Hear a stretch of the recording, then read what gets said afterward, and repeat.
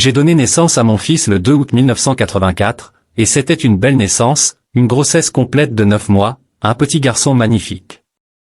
Mais mon esprit est allé en enfer, il a quitté mon corps, c'était comme un chiffon mouillé qui volait à travers l'obscurité et qui frappait un sol rocheux.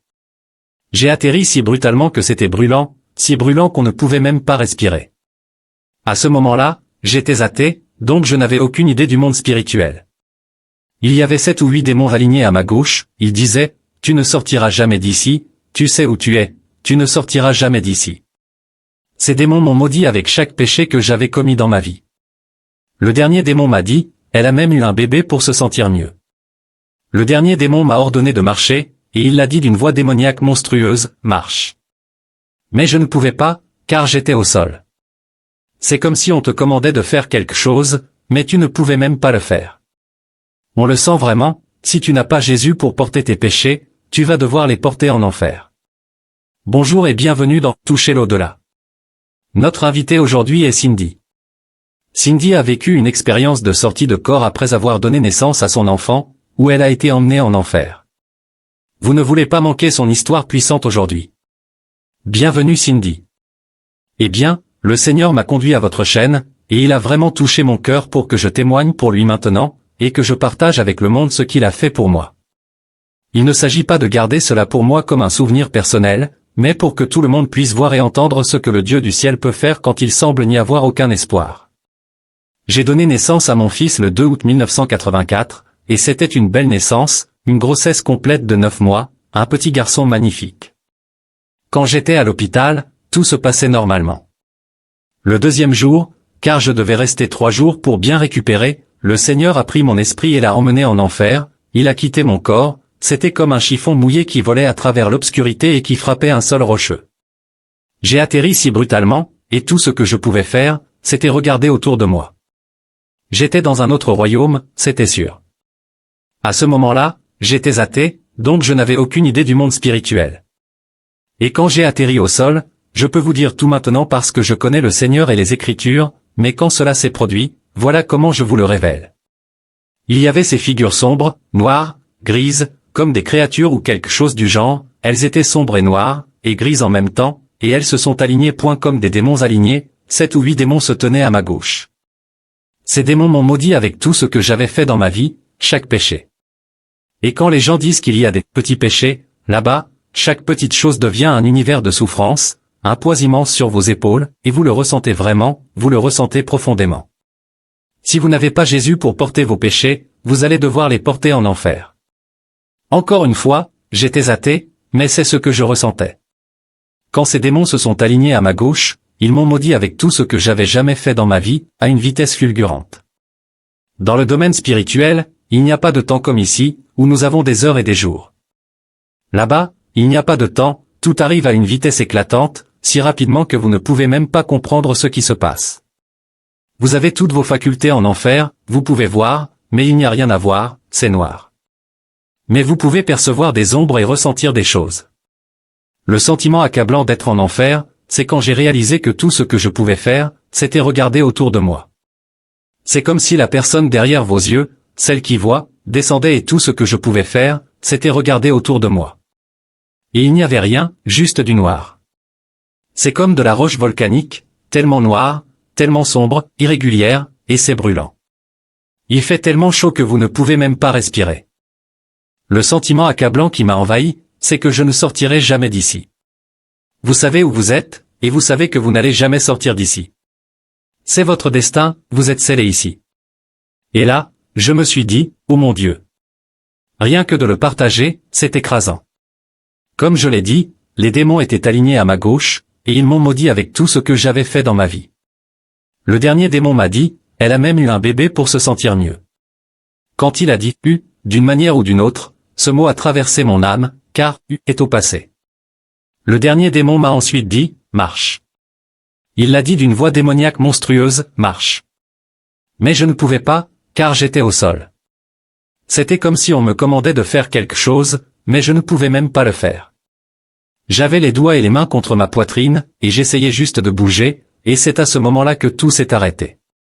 Tout a pris fin, et je me suis retrouvé de nouveau dans mon lit d'hôpital. J'étais toujours couché sur le ventre, et je revenais à moi. Tout ce que je pouvais dire pendant environ 5 ou 10 minutes, c'était « Qu'est-ce que c'était ? Qu'est-ce qui m'est arrivé ? Qu'est-ce que c'était ?» Mon lit d'hôpital était trempé de sueur. Je n'arrêtais pas de penser « Elle a eu un bébé. Qu'est-ce que ça veut dire, eu ?» Je me suis levé de mon lit d'hôpital, il devait être environ 3 ou 3h30 du matin, et je suis allé à la nurserie de l'hôpital. J'ai demandé « Comment va mon bébé ?» Ils m'ont dit « Oh, il dort.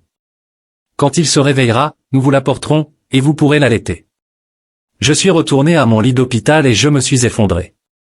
Je ne pouvais pas croire que quelque chose de si bouleversant m'arrivait, mais je ne pouvais pas mettre le doigt dessus, je ne comprenais pas ce que c'était. Puis ils m'ont réveillé, avant même que le soleil ne se lève, et ils m'ont dit « Madame Jardine, il y a quelque chose de terriblement grave avec votre bébé. Il a une température que nous ne voyons même pas ici, même lorsque les bébés sont malades. » Sa température était si élevée que ils m'ont dit qu'ils allaient devoir le garder loin de moi jusqu'à ce qu'ils sachent ce qui se passait. C'est ainsi que tout a commencé. Ils l'ont transféré au Mont Zion à San Francisco, et son cœur a explosé. Ils ont découvert qu'il avait un virus qui avait traversé le placenta, probablement au moment où j'étais prête à accoucher. Le virus a fait son chemin jusqu'à lui.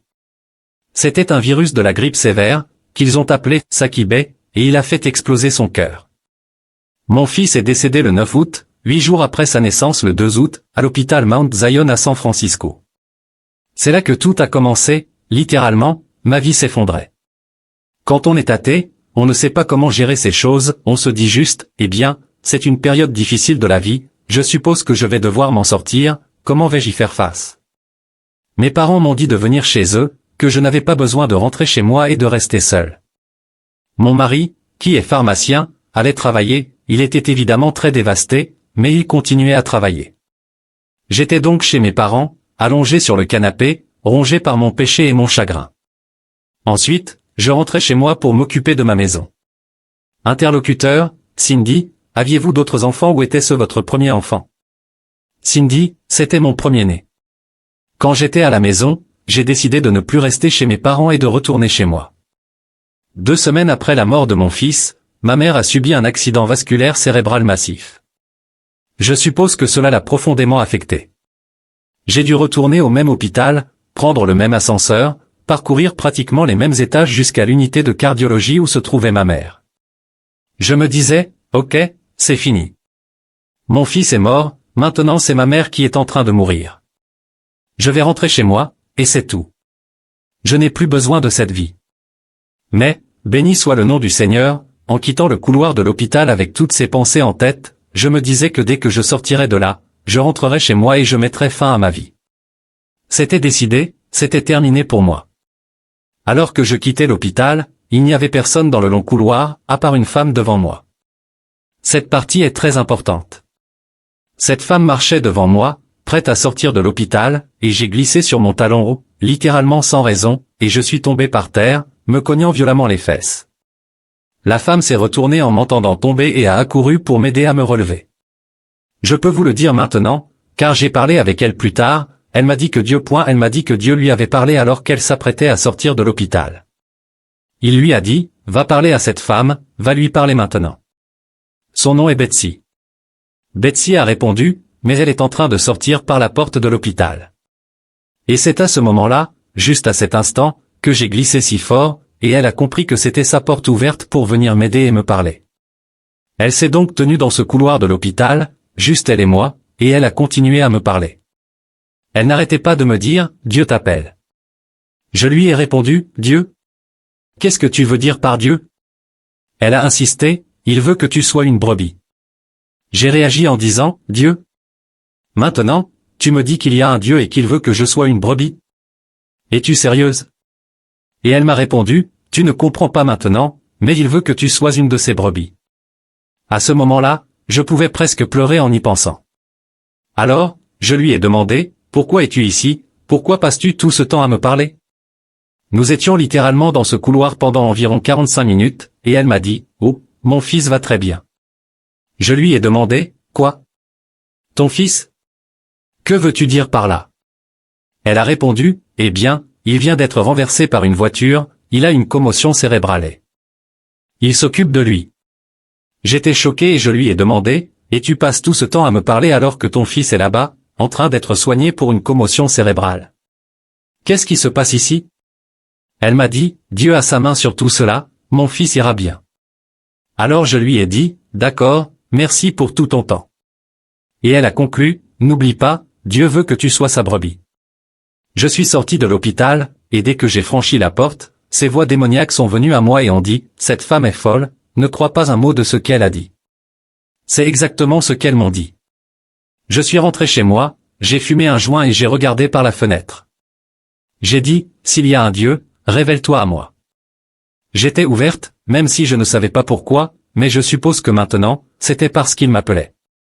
J'ai dit, « S'il y a un Dieu, révèle-toi à moi. » Et là, je me suis effondré sur le sol de ma cuisine.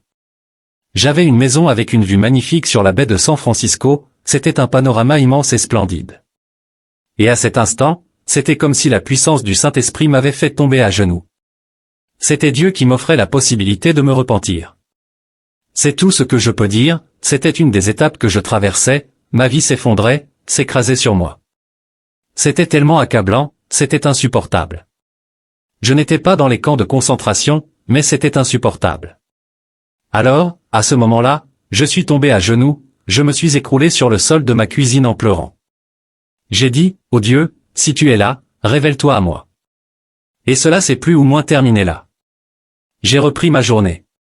Le lendemain, mon mari est rentré à la maison et m'a dit, « Et, tu te souviens de ce gars, Mike, que nous avions rencontré on faisait la fête ensemble, c'était un grand fêtard en Californie, quelqu'un que nous connaissions bien. » Et il m'a dit, « Eh bien, il s'est converti et maintenant il organise des études bibliques. » Il m'a donné une Bible avec un mot à l'intérieur.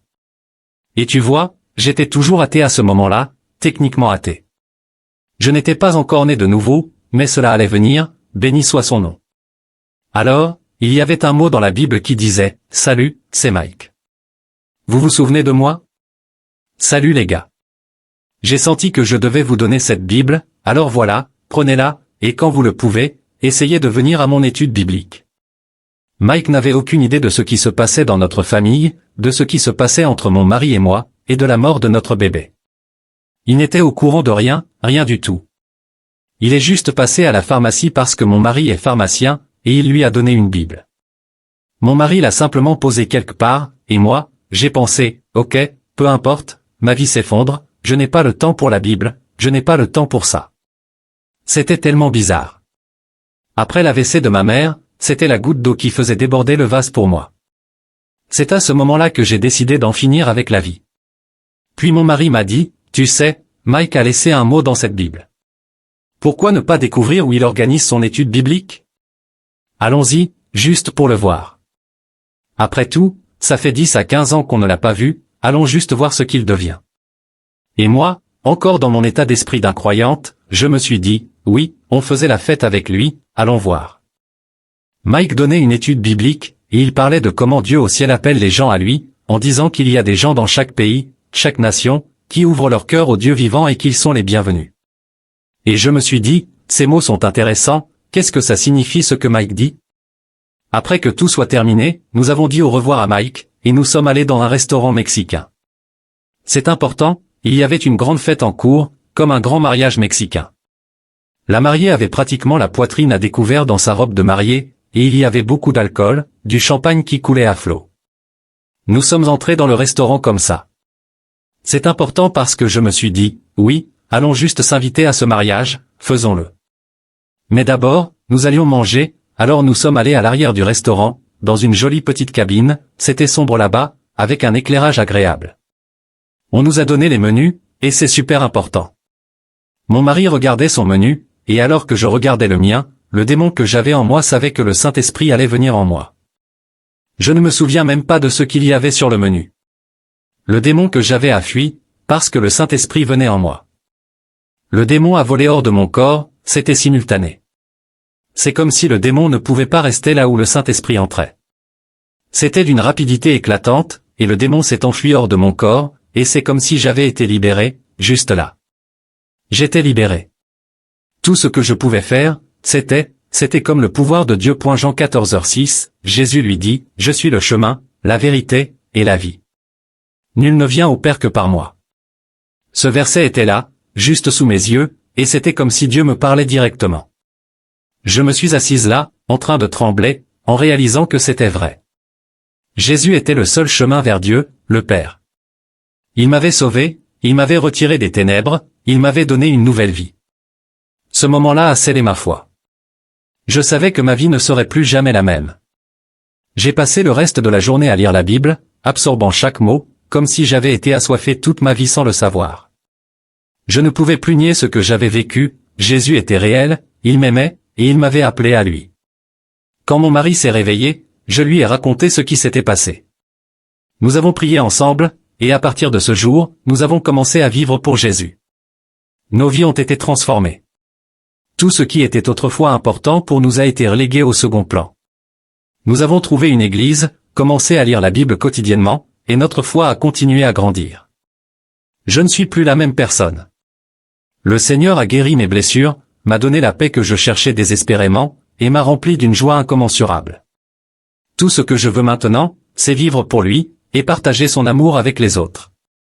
Je suis tellement reconnaissante pour la manière dont il m'a appelé, pour la manière dont il est intervenu dans ma vie au moment où j'en avais le plus besoin. Si vous n'avez pas encore trouvé cette paix, je vous encourage à chercher Jésus. Il est toujours là, attendant de vous accueillir dans ses bras aimants, prêt à vous donner la vie en abondance. Votre histoire est incroyablement puissante et témoigne de la manière dont Dieu peut transformer une vie, même dans les moments les plus sombres et les plus difficiles. Le passage d'Ézéchiel 3 que vous avez mentionné est particulièrement poignant. Dans ce chapitre, Dieu envoie Ézéchiel en mission auprès du peuple d'Israël, même s'il sait que beaucoup d'entre eux ne l'écouteront pas. Cependant, Dieu assure Ézéchiel de sa présence et de son soutien, renforçant son esprit et sa détermination pour accomplir cette mission difficile. C'est un rappel que même lorsque nous sommes confrontés à des obstacles ou à l'incrédulité des autres, Dieu est avec nous, nous guidant et nous fortifiant. Il nous donne les outils nécessaires pour accomplir sa volonté, même dans des situations qui peuvent sembler impossibles. Votre expérience de la rencontre avec Jésus, et de la libération d'une influence démoniaque, montre à quel point le Seigneur peut intervenir de manière puissante dans nos vies. La transformation spirituelle que vous avez vécue, le passage de la tête au cœur, est ce qui fait toute la différence entre une foi superficielle et une relation véritable et profonde avec Dieu. Votre témoignage est aussi un appel à ceux qui se disent chrétiens de vraiment chercher à connaître Dieu et à vivre une relation authentique avec lui, au-delà des simples rituels religieux. Vous avez été un flambeau pour les autres, partageant ce que Dieu a fait dans votre vie, et c'est inspirant de voir comment il continue à travailler à travers vous. Merci d'avoir partagé cette expérience. C'est un puissant rappel de la réalité du royaume de Dieu et de l'importance de marcher fidèlement avec lui, même lorsque c'est difficile. Oui, vous avez raison. Beaucoup de gens peuvent vivre avec des influences démoniaques sans en être pleinement conscients. Ces influences peuvent se manifester de diverses manières, comme des pensées ou des comportements qui semblent hors de contrôle ou qui ne correspondent pas à ce qu'une personne considère comme son propre caractère. Dans votre cas, le changement radical que vous avez ressenti après l'entrée de ce démon dans votre vie montre à quel point ces influences peuvent avoir un impact profond. Savoir quel type de démon c'était, parce que je sais qu'il y a différents esprits. Je dirais que c'était un esprit de luxure, c'est ce que je dirais. Pour tous ceux qui luttent contre la luxure, c'est énorme dans le monde de la pornographie. Je me sens tellement mal pour eux parce qu'ils pensent « Oh, c'est ma chair, je vais satisfaire ma chair et faire ce que je veux », mais oh mon Dieu, les démons derrière cela vous attirent, ils vous montrent les roses mais ne vous montrent pas les épines ni la falaise sur laquelle vous allez tomber. Ils cachent cette partie, ils la cachent dans chaque relation adultère, ils disent « Regarde ceci, regarde cela », mais ils ne vous montrent pas la falaise sur laquelle vous allez descendre. Ils n'ont aucune intention de vous montrer votre destin parce que ce qu'ils font, c'est vous envelopper comme un cocon dans le péché qu'ils ont tissé autour de vous, puis ils vous entraînent vers le bas. Je me sens désolé pour ces gens. J'étais aveugle, mais plus maintenant, amen. Et donc, quand ce démon de luxure t'a quitté, tu n'avais plus ces pensées, n'est-ce pas? Tu n'avais plus ce problème à gérer? Jésus a fait le ménage. Jésus a nettoyé la maison, oui, astérisque. As-tu dû renoncer à d'autres démons après ta conversion? Non, quand le Saint-Esprit vient, c'est tout, le Seigneur prend le contrôle. Les vieilles choses sont passées, tu deviens un homme nouveau, une personne nouvelle. Et qu'en a pensé ton mari? Je sais que tu as dit qu'il avait vu un changement radical en toi, et que c'était au restaurant que ça s'est passé. Il a dit que tout ce qu'il pouvait faire, c'était prier, c'était comme si la puissance de Dieu était descendue sur moi. Il tenait toujours le menu et tout ce qu'il pouvait faire, c'était louer Jésus et glorifier Dieu. Je suis sûr que la serveuse se demandait ce qui se passait, mais mon mari m'a dit, que se passe-t-il avec toi, qu'est-ce qui t'arrive, et j'ai répondu, c'est tout Jésus, Jésus est vivant, Jésus est vivant. Mon mari m'a dit, d'accord, ce que tu as, je le veux aussi. Et donc, il a donné sa vie au Seigneur à ce moment-là? Oui, environ 2 semaines plus tard. Et puis, c'est une histoire amusante, mais vraie, il y avait un excellent restaurant chinois où j'allais tout le temps. Ce restaurant était tellement petit, il y avait comme 8 tables. Une personne m'a vu et m'a dit, « Eh, qu'est-ce qui t'est arrivé ?» J'ai répondu, « Qu'est-ce que tu veux dire ?» Elle a dit, « Tu as l'air différente. » J'ai répondu, « Oh, c'est Jésus. » Elle a dit, « Avant, tu étais comme de la pierre. » J'ai dit, « Tu as raison, j'étais comme de la pierre, mais c'est Jésus. » J'adore ça, j'adore ça. Comme un vrai changement de visage, hein? Un changement total, oui. Cindy, as-tu eu d'autres enfants après cette expérience? Oui, le Seigneur a été gracieux envers moi et m'a donné une fille en 1988 et un fils en 1990. Ce sont de beaux enfants, intelligents, beaux, merveilleux.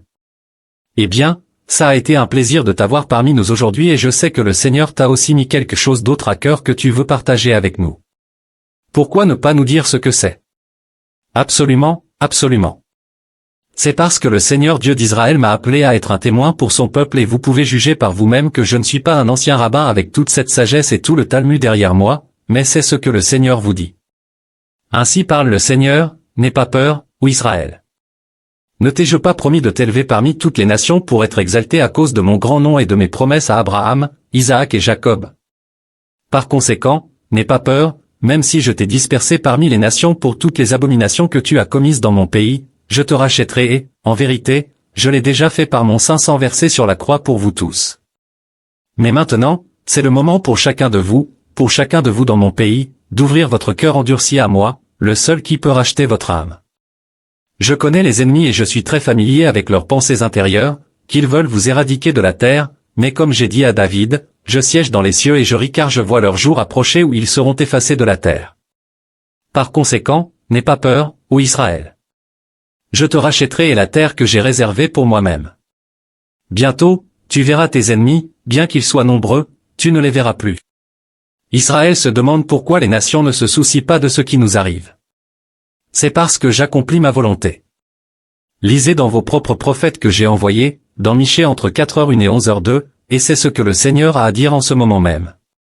C'est ce qu'il m'a donné et je connais mon appel et j'espère que vous allez en tenir compte car il est votre Messie, il est le Messie du monde entier.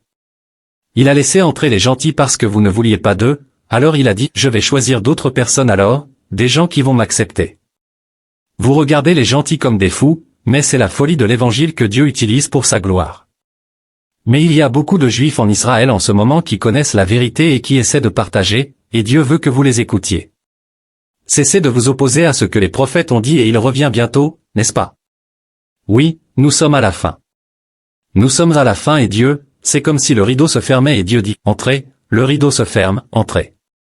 C'est ce qui se passe et il m'a poussé à contacter votre ministère pour dire de diffuser sa parole, de partager mon témoignage et de ne pas cacher cette lampe, n'est-ce pas? Il n'a pas allumé la lampe pour la cacher sous le lit quelque part. Donc, c'est le moment, il m'a poussé, et parce qu'Israël est dans une situation désespérée et que les nations sont contre elle, Dieu est très préoccupé, disant, je vous vois, ne vous inquiétez pas, vous ne périrez pas même si vos ennemis disent que vous le ferez, vous ne périrez pas. Waouh, eh bien, je te remercie d'être venu aujourd'hui pour partager ton histoire et ce que le Seigneur t'appelle à faire. J'aimerais que tu pries pour ce qui est sur ton cœur. Père Céleste, alors que tu te tiens au-dessus du dôme de cette terre, tu regardes vers le bas pour soutenir les cœurs qui t'appartiennent pleinement. Et Seigneur, bénis Julie dans son ministère car elle touche les gens de tant de manières différentes, Seigneur, que tu vas accomplir à travers son ministère et les gens, tous les ministères, tous les témoignages. Seigneur, que les gens se réveillent, utilise cette plateforme pour réveiller les gens. Et Seigneur, à toi soit toute la gloire, rien ne vient de nous n'avons rien à offrir sauf une condition déchue. Je prie que tout ceci glorifie ton nom, Seigneur. Merci Jésus, merci Seigneur, Amen.